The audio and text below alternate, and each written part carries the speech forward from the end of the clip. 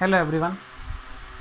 पिछली वीडियो में हमने देखा था कि कूलॉम्ब्स का नियम क्या होता है और सुपरपोजिशन थ्योरम क्या होती है। आज की इस वीडियो में हम जानेंगे कि वैद्युत क्षेत्र या इलेक्ट्रिक फील्ड क्या होती है और उसे हम कैसे निकालते हैं किसी भी पॉइंट चार्ज के लिए। तो आइए शुरू करते हैं। पिछली वीडियो में हमने देखा था कि कोई अगर हमारे पास चार्ज है कैपिटल Q और उसे कुछ दूर पर हमने यानी कि कुछ दूरी जो है हम वो स्मॉल r मान ले रहे हैं। स्मॉल r दूरी पर हमने एक स्मॉल चार्ज स्मॉल q रख रखा है। तो इनके बीच में जो लगने वाला वैद्युत स्थैतिक बल होता है यानी कि इलेक्ट्रोस्टैटिक फोर्स जो होता है वो क्या होता है F equals to K capital Q small q upon r square. और अगर हमें उसकी डायरेक्शन भी दिखानी होती है तो हम r यूनिट वेक्टर भी ले लेते हैं। तो अगर आपने ये नहीं पढ़ा है तो प्लीज़ पिछली वीडियो जाके एक बार ज़रूर देख लीजिएगा, लिंक मैंने डिस्क्रिप्शन बॉक्स में दे रखा है। तो आखिर ऐसा होता क्यों है? तो देखिए, जो हमारा ये कैपिटल Q चार्ज है या इसमें से हम कोई भी एक चार्ज लेते हैं, मान लीजिए हम कैपिटल Q चार्ज ले रहे हैं, तो इसके चारों तरफ का जो क्षेत्र होता है उसमें अगर हम कोई भी एक चार्ज रख दें तो ये कैपिटल Q आवेश उस दूसरे चार्ज पर कुछ विद्युत स्थैतिक बल यानी कि इलेक्ट्रोस्टैटिक फोर्स अप्लाई करता है। तो जहाँ तक ये दूसरे चार्ज पर इलेक्ट्रोस्टैटिक फोर्स अप्लाई करेगा वहाँ तक का क्षेत्र इस चार्ज का वैद्युत क्षेत्र कहलाएगा। इस तरह से हम क्या कह सकते हैं कि वैद्युत क्षेत्र किसी भी इस तरह से हम कह सकते हैं कि वैद्युत क्षेत्र जो है वो किसी भी आवेश के चारों तरफ का वह क्षेत्र है जिसमें कोई अन्य आवेश लाने पर वह उस पर बल लगाता है। तो सपोज कि हम इस कैपिटल Q चार्ज के पास में एक दूसरा चार्ज Q नॉट ला रहे हैं, ठीक है। ये हम मान ले रहे हैं एक पॉइंट है कैपिटल P जिस पर हमने Q नॉट रखा है। तो यहाँ पर अगर मैं यहाँ इस कैपिटल Q आवेश के कारण वैद्युत क्षेत्र निकालना हो, इलेक्ट्रिक फील्ड निकालना होगा, तो हम कैसे निकाल सकते हैं? एक फॉर्मूला है E equals to F upon Q naught. इससे हम किसी भी पॉइंट पर इलेक्ट्रिक फील्ड निकाल सकते हैं, वैद्युत क्षेत्र निकाल सकते हैं किसी भी सोर्स चार्ज की वजह से। यहाँ पर हमने कैपिटल Q जो है सोर्स चार्ज लिया है और जो हमने Q नॉट लिया है वो हमारा टेस्ट चार्ज है। टेस्ट चार्जेस क्या होते हैं? ये मैग्नीट्यूड में बहुत कम होते हैं। ये हम केवल इसका जो हमारा सोर्स चार्ज है उसकी इंटेंसिटी चेक करने के लिए ही लेते हैं, ठीक है। तो ये बहुत कम होते हैं मैग्नीट्यूड। मिनिमम हम चार्ज आपको बता चुके हैं कि कितना हो सकता है मिनिमम चार्ज। मिनिमम चार्ज होता है एक इलेक्ट्रॉनिक चार्ज के बराबर। कितना होता है? 1 इलेक्ट्रॉनिक चार्ज। रिवाइज कर लीजिए और याद भी कर लीजिए, 1.6 इंटू 10⁻⁻19 कूलॉम्ब, ठीक है। तो एक इलेक्ट्रिक चार्ज के बराबर ही हो सकता है ये जो स्मॉल Q नॉट है। तो इस तरह से हम इलेक्ट्रिक फील्ड किसी भी पॉइंट पर निकाल सकते हैं इस फॉर्मूले से। अब यहाँ से आप देखिए कि जो हमारा फोर्स होता है, फोर्स क्या होता है? एक वेक्टर क्वांटिटी होती है। तो हमारा जो यहाँ पर इलेक्ट्रिक फील्ड निकल के आएगा वो भी एक वेक्टर क्वांटिटी ही होती है। मतलब इलेक्ट्रिक फील्ड में भी डायरेक्शन होती है। देखिए डायरेक्शन कैसे हम दिखा सकते हैं किसी भी चार्ज की वजह से इलेक्ट्रिक फील्ड की। जो हमारे पास पॉजिटिव चार्जेस होते हैं, यहाँ पर मैं एक फिगर छोटा सा बना रहा हूँ, जो हमारे पास पॉजिटिव चार्जेस होते हैं इलेक्ट्रिक फील्ड उनसे हमेशा बाहर की तरफ होता है, ठीक है। और जो हमारे नेगेटिव चार्जेस होते हैं इलेक्ट्रिक फील्ड्स उनसे जो है हमेशा उनकी तरफ आ रहा होता है। तो इस वजह से हम कह सकते हैं कि इलेक्ट्रिक फील्ड जो है वो एक वेक्टर क्वांटिटी है, ना कि स्केलर क्वांटिटी। यहाँ से भी आप चेक कर सकते हैं, जो हमारा F है वो एक वेक्टर क्वांटिटी है और जो हमारा Q चार्ज है स्मॉल Q नॉट परीक्षण आवेश जिसको हमने लिया था वो एक स्केलर क्वांटिटी। तो जब किसी भी वेक्टर को स्केलर से डिवाइड करते हैं तो क्या आता है? वेक्टर मिलता है हमको, ना कि कोई स्केलर मिलता है। तो इस तरह से हम इलेक्ट्रिक फील्ड इंटेंसिटी किसी भी सोर्स चार्ज की निकाल सकते हैं किसी भी पॉइंट पर। वहाँ उस पॉइंट पर हम एक टेस्ट चार्ज Q0 रखेंगे और इस फॉर्मूले से हम उसकी इंटेंसिटी निकाल सकते हैं किसी भी पॉइंट पर।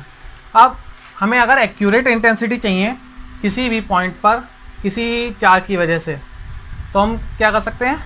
Q जो है हम मिनिमाइज कर दें, बिल्कुल मिनिमाइज, जितना हम मिनिमाइज करते जाएंगे, हम बता चुके हैं कि जो हमारा परीक्षण आवेश है, टेस्ट चार्ज है, वो जितना कम होगा उतना ही, देखिए अगर मान लीजिए हम Q नॉट को बढ़ाते जाएं तो क्या होगा, ये दोनों आपस में एक दूसरे पर फोर्स लगाने लगेंगे, आपस में फोर्स लगाएंगे। लेकिन हमें क्या करना है, केवल के जो हमारा सोर्स चार्ज है उसकी वजह से वैद्युत क्षेत्र निकालना है, इलेक्ट्रिक फील्ड हमें केवल सोर्स चार्ज की वजह से निकालना है, ना कि परीक्षण आवेश की वजह से, ना कि हमारे जो हमारा टेस्ट चार्ज है हमें उसकी वजह से हमें नहीं निकालना है। तो हम क्या कर रहे हैं, हम इस Q नॉट को बहुत कम लेंगे, क्योंकि अगर हम इसे बढ़ाते जाएंगे तो ये क्या करेगा, ये भी इस पर फोर्स लगाने लगेगा, इसका भी एक इलेक्ट्रिक फील्ड जनरेट हो जाएगा। तो हमें ऐसा नहीं करना है, हमें Q नॉट को बहुत कम रखना है, जिससे कि इसका जो इलेक्ट्रिक फील्ड है वो बहुत कम एरिया में रहे। हम Q नॉट को ज़ीरो कर नहीं सकते, क्योंकि जो हमारा मिनिमम चार्ज है वो एक इलेक्ट्रॉनिक चार्ज ही हो सकता है, इससे कम हम चार्ज नहीं ले सकते। लेकिन अगर हम एक इलेक्ट्रॉनिक चार्ज रखते हैं तो वो भी बहुत मिनिमम चार्ज है उसके लिए। तो हम मिनिमम इतना चार्ज यहाँ पर अगर रखते हैं तो हमको इलेक्ट्रिक फील्ड इंटेंसिटी कतई जो सही है वो मिल जाएगी किसी भी पॉइंट पर।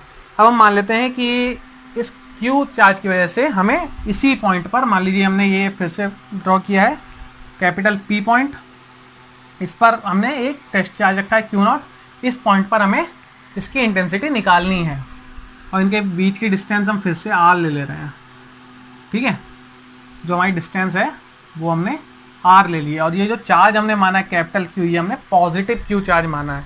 जो टेस्ट चार्ज है ये भी हमने पॉजिटिव टेस्ट चार्ज माना है, कि मतलब जो हमारा सोर्स चार्ज है, स्रोत आवेश, वो हमने प्लस Q माना है, और जो हमारा परीक्षण आवेश टेस्ट चार्ज है वो हमने प्लस Q नॉट माना है। इनके बीच की जो डिस्टेंस है वो हमने स्मॉल r ली है।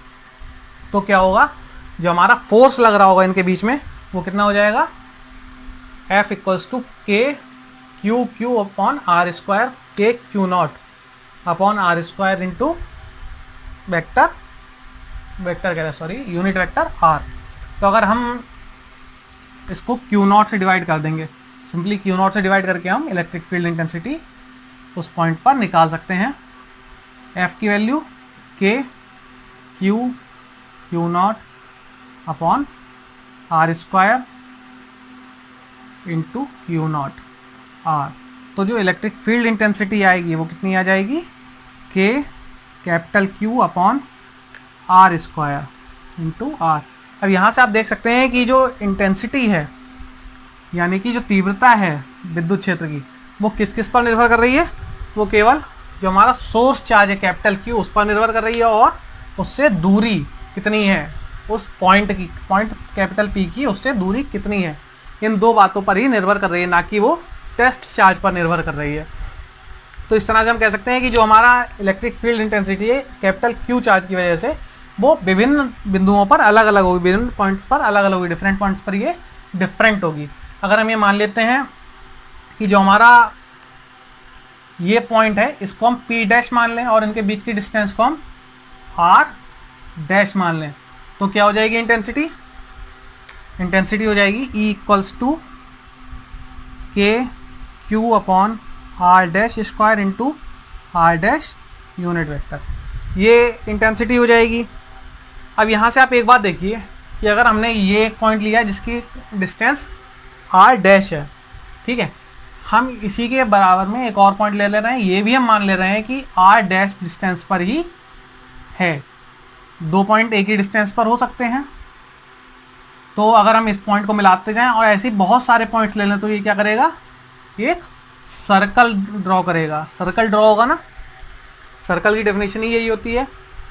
तो सर्कल जब ये ड्रॉ करेगा तो इस सर्कल पर जितने भी पॉइंट्स होंगे उन सबकी डिस्टेंस कितनी होगी, आर डैश, इस क्यू चार्ज से आर डैश होगी डिस्टेंस, ठीक है। तो हम ये कह सकते हैं कि किसी भी चार्ज, किसी भी आवेश से समान दूरी पर स्थित किसी भी बिंदु पर जो विद्युत क्षेत्र होता है, इलेक्ट्रिक फील्ड होता है, वो बराबर होता है। यानी कि electric field at equal distance from a source charge should be equal या बराबर होता है, ठीक है। अगर किसी भी, मान लीजिए हम यहाँ पर ड्रॉ कर लेते हैं सेम चीज़, ये आर डिस्टेंस पर है ना, तो हमने यहाँ पर आर डिस्टेंस ले ली है, ठीक है, फिर यहाँ पर आर डिस्टेंस ले ली है, और इसी तरह हमने यहाँ पर आर डिस्टेंस ले ली है, ये स्मॉल आर, तो ये भी एक सर्कल ड्रॉ होगा। तो जितने भी आर डिस्टेंस पर स्थित पॉइंट्स होंगे उन पर इंटेंसिटी कितनी होगी इलेक्ट्रिक फील्ड की, equals to K Q upon R square into R unit vector. और जो आर डैश दूरी पर स्थित बिंदु होंगे, जो आर डैश दूरी पर पॉइंट्स होंगे, उन पर इंटेंसिटी कितनी होगी, equals to K Q upon R dash square R dash unit vector. तो ये इंटेंसिटी होगी किसी भी पॉइंट चार्ज की वजह से किसी दूसरे पॉइंट पर। ठीक है, इसके बाद हम ये इसी को वेक्टर फॉर्म में अगर लिखना चाहें तो हम कैसे लिख सकते हैं। देखिए, पहले भी मैंने बताया था कि जो हमारा फोर्स होता है उसको हम वेक्टर फॉर्म में कैसे लिखते थे, पिछली वीडियो देख लीजिएगा अगर आपको ध्यान ना हो तो। F equals to K Q naught upon R naught minus R I vector का होल क्यूब मैग्नीट्यूड लेते थे। इसके बाद R naught minus R I, ये हमने वेक्टर लिया है। इस तरह से हम उसका कहते हैं फोर्स शो करते थे दो के बीच में, दो चार्जेस के बीच में। यहाँ पर आर और आर नॉट और आर आई क्या होते थे, इसके लिए दूसरा फिगर बनाना पड़ेगा। हम सपोज कर ले रहे हैं कि जो हमारे पास दो चार्जेस हैं क्यू और क्यू नॉट, ये दो चार्जेस हैं, ये ओरिजिन से ओ से आर नॉट और आर आई डिस्टेंस पर है। ठीक है, तो इनके बीच का जो वेक्टर आएगा वो कितना हो जाएगा, R zero I, okay sorry R I zero हम ले रहे हैं इसको। तो ये वेक्टर आ जाएगा। तो उसी से हम निकालते थे कि जो हमारा फोर्स होगा वो कितना होगा, K Q naught upon R naught minus R I का whole cube into R naught minus R I. अगर हम इस फॉर्मूले में भी से भी इलेक्ट्रिक फील्ड निकालना चाहें तो हम आराम से निकाल सकते हैं। कैसे निकाल सकते हैं, देखिए क्यू नॉट से डिवाइड करना है। सिंपली हम अगर इसको क्यू नॉट से डिवाइड कर दें तो हम इलेक्ट्रिक फील्ड इस पॉइंट पर ऐसे भी निकाल सकते हैं वेक्टर फॉर्म में, के क्यू नॉट से डिवाइड करेंगे तो क्यू नॉट कट जाएगा, R naught minus R I vector का होल मैग्नीट्यूड का cube R naught minus R I vectors.